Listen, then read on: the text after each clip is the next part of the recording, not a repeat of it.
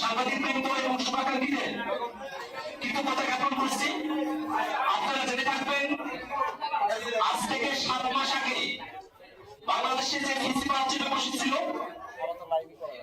আওয়ামী লীগের নেতৃত্বাধীন সেই ফেসিবাদের বিরুদ্ধে বাংলাদেশের ছাত্র জনতা তাদের জীবন দিয়ে, তাদের রক্ত দিয়ে, তাদের সর্বোচ্চ ত্যাগের পরিমাণ দিয়ে আমার হাইট আর করার সুযোগ আওয়ামী লীগের ফেসিবাদী শাসন ব্যবস্থা থেকে বাংলাদেশকে মুক্ত করেছিল। এরপর আমাদের আশা ছিল বাংলাদেশের আওয়ামী লীগের চ্যাপ্টার ক্লোজ হয়ে গেছে, কিন্তু অত্যন্ত দুর্ভাগ্যের বিষয়, রাষ্ট্রের বিভিন্ন পর্যায়ে আওয়ামী লীগকে পুনর্বাসন করবার নানা ধরনের ষড়যন্ত্রের কথা আমরা বিভিন্ন সময় শুনে থাকি। শুধু তাই নয়, বিদেশি শক্তিগুলো অনেক সময় আওয়ামী লীগের পুনর্বাসনের পক্ষে সম্মতি উৎপাদনের চেষ্টা করে থাকে। অভ্যুত্থানের পরে যে খুনি হাসিনা বাংলাদেশে মানবতা বিরোধী অপরাধ সংঘটিত করে, গণহত্যা সংঘটিত করে ভারতে পালিয়ে গেছেন। আমরা বারবার দাবি জানিয়েছি শেখ হাসিনাকে বাংলাদেশে ফিরিয়ে নিয়ে এসে বিচার প্রক্রিয়ার মাধ্যমে তার শাস্তি নিশ্চিত করতে, কিন্তু অত্যন্ত দুর্ভাগ্যের বিষয়, ভারত সরকার শেখ হাসিনাকে বাংলাদেশের বিচার বিভাগের কাছে হস্তান্তর তো দূরের কথা, শেখ হাসিনাকে দিয়ে আওয়ামী লীগের ভেরিফাইড ফেসবুক পেজে বক্তব্য আয়োজনের সুযোগ করে দিয়েছে। আমরা আওয়ামী লীগকে পুনর্বাসনের নানাবিধ দেশি এবং বিদেশি ষড়যন্ত্রের বিরুদ্ধে জাতীয় নাগরিক পার্টি এনসিপির পক্ষ থেকে শক্ত অবস্থান ব্যক্ত করতে চাই। আজকের এই সংবাদ সম্মেলনে এই মুহূর্তে লিখিত বক্তব্য পাঠ করে শোনাবেন জাতীয় নাগরিক পার্টি এনসিপির সম্মানিত আহ্বায়ক জনাব নাহিদ ইসলাম।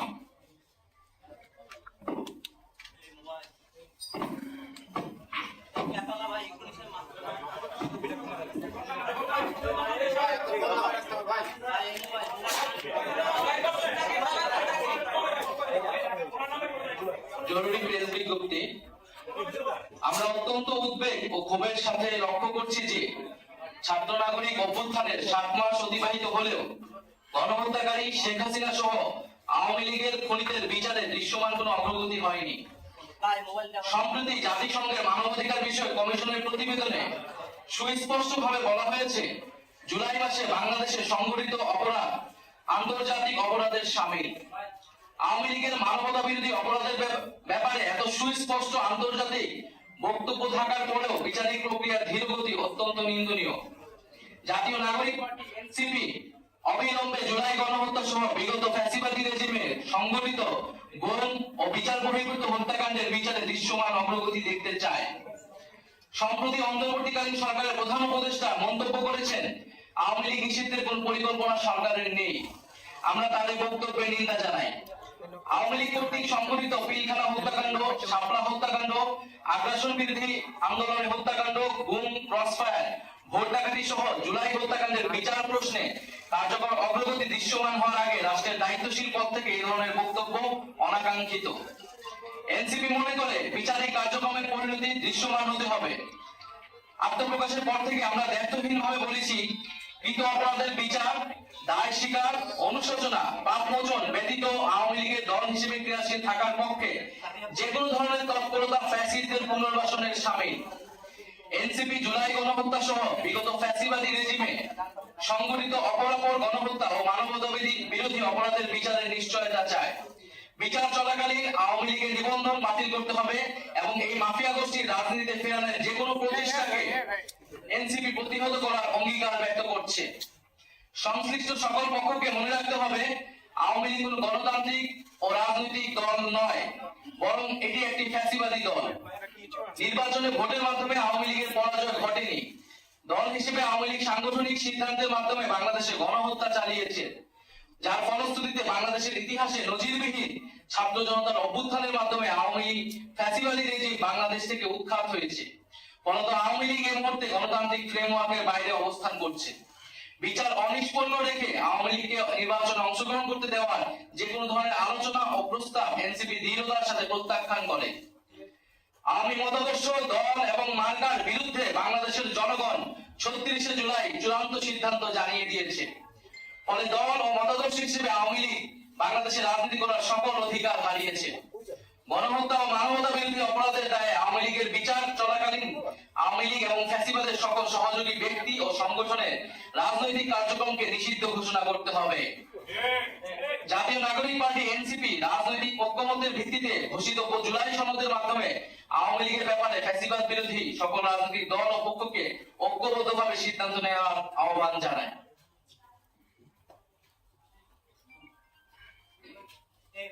সম্মানিত সাংবাদিক বন্ধুগণ, আপনারা জেনে থাকবেন ইতিমধ্যে সারা দেশে জাতীয় নাগরিক পার্টি এনসিপি যত সমর্থক আছেন, শুভাকাঙ্ক্ষীগণ আছেন, আওয়ামী লীগের বিচারের দাবিতে এবং নিবন্ধন বাতিলের দাবিতে সারা দেশে কর্মসূচি পালন করছে। আমরা সারা দেশের ছাত্র জনতা এবং জাতীয় নাগরিক পার্টি এনসিপির সকল সমর্থক এবং শুভাকাঙ্ক্ষীদের আহ্বান জানাই, আওয়ামী লীগের বিচার এবং আওয়ামী লীগের নিবন্ধন বাতিলের দাবিতে সারা দেশে বিক্ষোভ কর্মসূচি আহ্বান। আবার বলেন।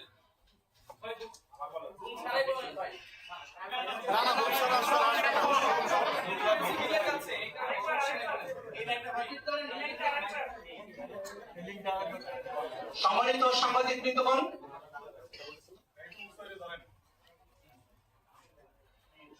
সারা দেশে জাতীয় নাগরিক পার্টি এনসিপির সমর্থক, শুভাকাঙ্ক্ষী এবং সারা দেশের সকল ছাত্র জনতাকে আমরা আহ্বান জানাই, আওয়ামী লীগের বিচার এবং নিবন্ধন বাতিলের দাবিতে সারা দেশে এনসিপি নেতৃত্বে ছাত্র জনতাকে সাথে নিয়ে বিক্ষোভ কর্মসূচি অব্যাহত থাকবে।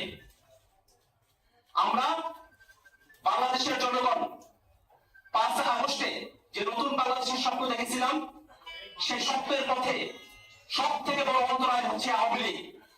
বাংলাদেশকে যারা ফেসিবাদের দিকে ঠেলে দিয়েছে, বাংলাদেশে যাতে কোনো ফেসিবাদী শক্তি কোনোভাবে আর পুনর্বাসিত হতে না পারে, সেজন্য জাতীয় নাগরিক পার্টি এনসিপির সমস্ত নেতৃবৃন্দ, সমস্ত শুভাকাঙ্ক্ষী এবং সমর্থকবৃন্দ আমরা রাজপথে হাজির থাকতে প্রস্তুত আছি।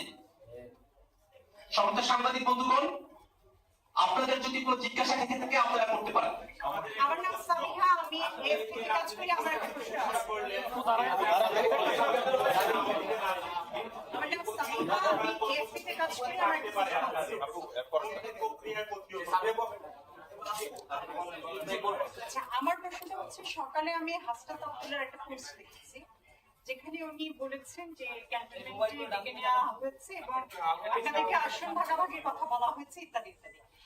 আমার প্রশ্নটা হচ্ছে যে আপনারা কি মনে করছেন যে বাংলাদেশের সেনাবাহিনী রাজনীতিতে অন্যায়ভাবে আবারও নাক গলাচ্ছে? এক, আপনি কি ইনসিকিউর বোধ করছেন বা আপনাদের দলের কেউ? কারণ আপনি বলেছেন এরপরে কি হবে আপনি জানেন না। এবং 3 হচ্ছে যে আওয়ামী লীগকে বিচার প্রক্রিয়া, তাদের অনুশোচনা, ক্ষমা প্রার্থনার পরে তাদের ব্যাপারে একটা সিদ্ধান্ত হবে বলে বলা হচ্ছে। তো একই প্রশ্ন যদি জামাত ইসলামের ক্ষেত্রে করা হয় যে স্বাধীনতা যুদ্ধে তাদের যে ভূমিকা, তার জন্য 53 বছর পরও তারা মাফ চায়নি, তো সেক্ষেত্রে তাদের বেলায় আপনাদের অবস্থান কি হবে? আমি একটু সাপ্লিমেন্ট যোগ করতে যাচ্ছি। আমার নাম তানজিল রহমান, আমি নিউ এজ পত্রিকায় কাজ করি। হাসনাত ভাইয়ের কাছে আমার প্রশ্নটা হচ্ছে যে আপনি বলেছেন যে 11 তারিখ আপনি ক্যান্টনমেন্ট থেকে প্রস্তাবটা পেয়েছেন, আপনাকে কি ক্যান্টনমেন্টে ডেকে নিয়ে যাওয়া হয়েছিল নাকি আপনি নিজে গিয়েছিলেন? আরেকটা বিষয় হচ্ছে যে এখানে ওই অপর প্রান্তে কারা কারা উপস্থিত ছিল? আমি আরেকটা প্রশ্ন রাখতে চাই, সেটা হচ্ছে আপনারা ঠিক কোন সময়ে ইলেকশনটা চাইছেন, ঠিক কোন মাস এবং কোন বছর? আচ্ছা, এই প্রশ্নটার সাথে আমি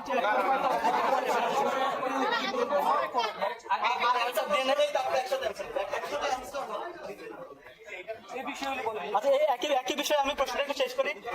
আমাদের কাছে, আমার নাম মিরাজ, আমি নেত্র নিউজ থেকে বলছি। তো আমাদের কাছে তথ্য আছে যে আপনারা আপনাদের সাইড থেকেই সম্প্রতি সেনাপ্রধানের সাথে সৌজন্য সাক্ষাৎ করতে চেয়েছিলেন এবং সেনাপ্রধান আপনাদের সাথে একটা ইনফর্মাল মিটিং করেছিল। তো সেই মিটিংয়ে কি আলাপ হয়েছে? সেই মিটিংটাই কি 11 তারিখের মিটিং কিনা?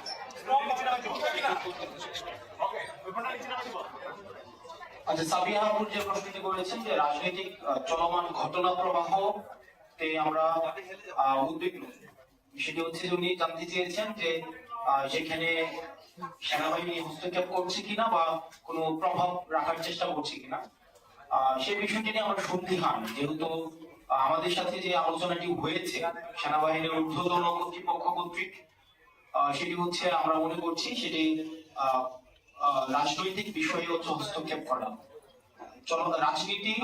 রাজনীতিবিদরাই নির্ধারণ করবে রাজনীতির ঘটনা প্রবাহ বা চলমান যা কিছুই পরবর্তী রাজনীতি কোন দিকে যাবে সেটি রাজনীতিবিদদের হাতেই থাকা উচিত। তো সেটা আমরা সংবিধান বলেই হচ্ছে আজকে গতকাল আমার স্ট্যান্ডটি দিতে হয়েছে। আর যেটি বলেছেন যে 5ই অগস্টের পরে আমাদের ফর্মাল ইনফর্মাল আমাদের সাথে সেনাবাহিনীর বিভিন্ন জায়গায় বিভিন্ন প্রোগ্রামে আমাদের দেখা সাক্ষাৎ হয়েছে। আর 11 তারিখের যে মিটিংটি সেটির প্রেক্ষাপট ভিন্ন ছিল। সেখানে অপর প্রান্তে ঊর্ধ্বতন কর্তৃপক্ষ উপস্থিত ছিল এবং সেখানে আমার স্ট্যাটাসে আমি ডিসক্লোজ করেছি। নাম বলা যাবে কিনা, নাম বলা যাবে কিনা? আমি আমার স্ট্যাটাসেই হচ্ছে আমি ডিসক্লোজ করেছি যে ওখানে সবকিছুই হচ্ছে উপস্থাপন করা হয়েছে। না আপনি গিয়েছিলেন নাকি আপনাকে ডেকে নেওয়া হয়েছে? সেখানে বিষয়টি হচ্ছে যে আমরা এই বিষয়ে আলোচনা বিভিন্ন ল অ্যান্ড অর্ডার, আপনারা জানেন যে বর্তমানে ম্যাজিস্ট্রেসি পাওয়ার দেওয়া হয়েছে সেনাবাহিনীকে। ল অ্যান্ড অর্ডার সিচুয়েশন নিয়ে আমাদের মধ্যে অনেক প্রশ্ন রয়েছে। তো এইসব বিষয়গুলো নিয়ে কথা বলার জন্য হচ্ছে আমাদেরকে আহ্বান জানানো হয়েছিল। এবং কিছুদিন আগে আপনারা সেনাপ্রধানের একটা বক্তব্য দেখেছেন, যেই বক্তব্যকে আমি ব্যক্তিগতভাবে বা আমরা অনেকেই দেশের মধ্যে এটা নিয়ে কথা হয়েছে যে এটাকে রাজনৈতিক পরিমণ্ডলে অসমীচীন হিসাবে ধরা হয়েছে। যে অন্তর্বর্তীকালীন সরকার প্রধানকে যেভাবে অ্যাড্রেস করা হয়েছে, যেভাবে অন্তর্বর্তী যে ইনক্লুসিভ যে নির্বাচনের দিকে নির্বাচনে ইঙ্গিত করা হয়েছে আওয়ামী লীগ সহ। তো সার্বিক বিষয়ে যখন আলোচনার কথা বলা হয়েছে তখন গিয়েছিলাম, তো এই বিষয়গুলো আলোচনা করা হয়েছে। আমার স্ট্যাটাসে সব বিষয় হচ্ছে একদম মানে স্ট্রেইট ফরওয়ার্ড সেখানে হচ্ছে স্পষ্ট করা হয়েছে। আর এখানে যেটা বলছেন যে আমি একটু নিরাপত্তার ঝুঁকি অনুভব করছি কিনা, দেখেন 5 অগস্টের পূর্বে আমরা জনগণকে ছাত্র নাগরিকদের সাথে নিয়ে হচ্ছে আমরা আন্দোলন করেছি। ফেসিবাদ বিরোধী একটা আমার একটা শক্তি ছিল, এজেন্সি ছিল, রাষ্ট্রপক্ষ আমাদের বিরুদ্ধে ছিল। তো তখন আমাদের লড়াই তো আমরা বারবার বলছি আমাদের লড়াই এখন অব্যাহত রয়েছে। সুতরাং এই বিষয়গুলোকে আমরা যতক্ষণ পর্যন্ত ছাত্র নাগরিক আমি এই ফেসিবাদ বিরোধী ক্রিয়াশীল রাজনৈতিক দলগুলো আমরা ঐক্যবদ্ধ রয়েছি ততক্ষণ পর্যন্ত আমি কোনো নিরাপত্তার ঝুঁকি বা এইসব আমি বোধ করছি না। ধন্যবাদ।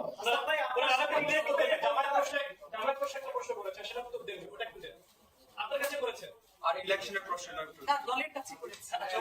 দলের কাছে আসাদ ভাই, আপনার প্রশ্নের একটু জিজ্ঞাসা করবো। আপনাকে সেনাবাহিনী যেভাবে বলেছে, সেনাবাহিনী কি এরকম কিছু বলেছে যে শেখ হাসিনাকে তারা অনেকের যে শেখ হাসিনাকে ফেরত যেভাবে দিয়েছে পাঠিয়েছে সেভাবে তারা আবার ফেরত আনবে বাংলাদেশে 6 মাস পরে বা পলিটিক্যাল স্টেবিলিটির পরে? সেনাবাহিনীর বক্তব্যটা কি ছিল আসলে? সেনাবাহিনীর বক্তব্য আমি তো সেখানে হচ্ছে আমি মানে আমার ডিরেক্ট স্পিচ সেখানে কোটেশন দেওয়া ছিল, একদম ডিসক্লোজ ওখানে করা হয়েছে, একদম ডিরেক্ট স্পিচ আছে যে এখানে যে আমাদের কনভারসেশনটা কি হয়েছে, ও পাশ থেকে কি আসছে, আমাদের পাশ থেকে কি হয়েছে, সেনাবাহিনী কি কমিটেড কিনা শেখ হাসিনার কাছে যে সেটা ওই পক্ষ মানে অপর পক্ষ বলতে পারবে। আসলে আব্দুল্লাহ, আপনি যে পোস্টে লিখেছেন সেই পোস্টের সত্যতা যাচাই করার জন্য সেক্ষেত্রে আপনার ঠিক কার সাথে কথা হয়েছে সেটা কি আমাদেরকে জানানো যাবে কিনা? আপনারা হচ্ছে আমি তো ওখানে ক্যান্টনমেন্ট উল্লেখ করেছি, তো আপনারা কথা বলতে পারেন সেখানে। এবং আমরা বলেছি যে এক্ষেত্রে দেখেন 5ই অগস্টের পরে আওয়ামী লীগ পুনর্বাসনে আওয়ামী লীগ একটা বারবার আমরা বলছি যে এই দলটা এখনো পর্যন্ত কোন জায়গায় আপনারা দেখছেন রিগ্রেট ফিল করছে কোথাও, অপরাধের ওই যে একটা গণহত্যা চালাইছে এটা তো অপরাধী স্বীকার করে নেই। তো আমরা আমাদের জায়গা থেকে স্পষ্ট করতে চাই আওয়ামী লীগের আগে বিচার নিশ্চিত করতে হবে, তাকে দল হিসাবে বিচার নিশ্চিত করতে হবে, অপরাধ স্বীকার করতে হবে, তারপর অন্য কোনো আলোচনা হইতে পারে, এর আগে কোনো ধরনের আলোচনা হইতে পারবে না। আমরা বলেছি যে 5ই অগস্টের পরে আওয়ামী লীগের নাম পুনরাবৃত্তি করছি, 5ই অগস্ট পরে আওয়ামী লীগের নাম, মার্কা এবং আদর্শ এই তিনটা হচ্ছে অপ্রাসঙ্গিক। এখন এটাকে যদি মানে বিদেশি ষড়যন্ত্র অথবা দেশীয় কোন ষড়যন্ত্র বা এজেন্সি থেকে কোন ধরনের এখানে অপচেষ্টা চালানো হয়, সেক্ষেত্রে আমরা সাধারণ মানুষের কাছে কমিটেড, আমরা ছাত্র নাগরিকের কাছে কমিটেড। আমরা নির্যাতিত, নিপীড়িত, বঞ্চিত, গুম খুন হত্যা শিকার যারা গত দীর্ঘ 1.5 দশকের বেশি সময় ধরে হয়েছে, রাজনৈতিক ভাবে নির্যাতিত যেই ক্রিয়াশীল রাজনৈতিক দলগুলো হয়েছে, আমরা তাদের কাছে কমিটেড। কোন এজেন্সি, কোন বিদেশি কোন হচ্ছে কোন কর্তৃপক্ষ কারোর কাছে আমরা committed. Thank you. I have a name. Excuse me. CBS, Sami Khalil from CBS. I have a question for you. We just just want to know what is your views on the Director of Intelligence of the United States. She has commented about the minority rights, which has been violated. We would like to know what your views on that. Jamaat ইস্যুতে এই প্রশ্নটা এসেছে এবং আমরা আসলে এই কারণে অনেক বেশি কনসার্ন এই জুলাই গণহত্যার বিচার নিয়ে, কারণ ৭১-এ সংঘটিত যে গণহত্যার বিচার আমরা দেখেছি যে এই বিচার নিয়ে এখনো আসলে প্রশ্ন আসতেছে। তো এটা আমাদের পুরাতন প্রজন্মের দায় যে আমরা ৭১-এর পরে আমরা ৭১-এর গণহত্যার বিচার নিয়ে আসলে সেই বিচারটা নিষ্পন্ন করতে পারিনি, সমাধান করতে পারিনি রাজনৈতিক প্রশ্নগুলা, সেটি যাতে আর পুনরাবৃত্তি না হয় এই কারণে কিন্তু আওয়ামী লীগের বিচার নিয়ে আমরা স্ট্রিক্ট এবং এই বিচারটা আমরা নিষ্পন্ন দেখতে চাই। এবং আমরা মনে করি যে যে যত গণহত্যা হয়েছে ৭১ থেকে শুরু করে বাংলাদেশের সেই সকল গণহত্যার বিচারই আমরা চাই। তবে রাজনৈতিক ভাবে এই মুহূর্তে বাংলাদেশের সবচেয়ে গুরুত্বপূর্ণ কনসার্নের জায়গাটা হচ্ছে আওয়ামী লীগ। ফলে আওয়ামী লীগের বিচার এবং আওয়ামী লীগের যে নিবন্ধন বাতিল সহ তাকে রাজনৈতিক এবং সাংগঠনিক ভাবে কার্যক্রম থেকে বিরত রাখার বিষয়ে সরকার এবং সকল রাজনৈতিক ফ্যাসিবাদ বিরোধী রাজনৈতিক পক্ষগুলোকে আমরা একত্রিত হওয়ার আহ্বান জানাচ্ছি।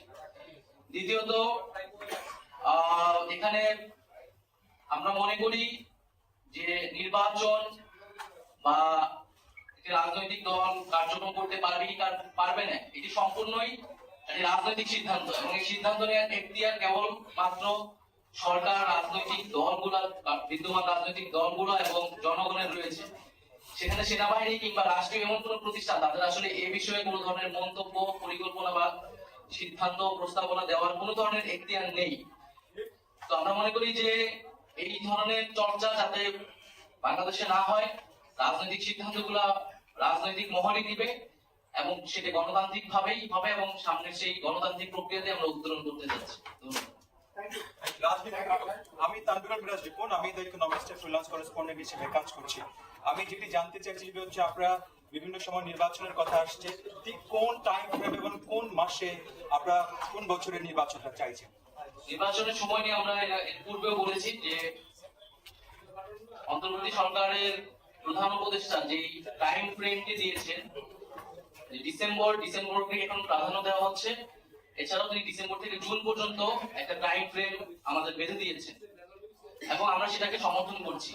কিন্তু আমরা বলছি যে এই সময়ের মধ্যেই যে বিচার এবং সংস্কার সহ যে আমরা গণপরিষদের দাবিটি জানিয়েছি সেটা আসলে এই সময়ের মধ্যেই করা সম্ভব। ফলে নির্বাচনে যাওয়ার আগে যাতে আমরা এই বিষয়গুলো, এই ধাপগুলো সম্পন্ন করে তার পরবর্তীতে নির্বাচনের দিকে যাই। আপনার কি মনে হয় এই সময়ের মধ্যে এগুলো কি সম্ভব? আমরা মনে করি যে যদি রাজনৈতিক ঐক্যমত্য হয়, সদিচ্ছা থাকে, তাহলে এই সময়ের মধ্যেই এই ধাপগুলো সম্পূর্ণ সম্ভব এবং এই ধাপগুলো সম্পূর্ণ ছাড়া এই জায়গাটা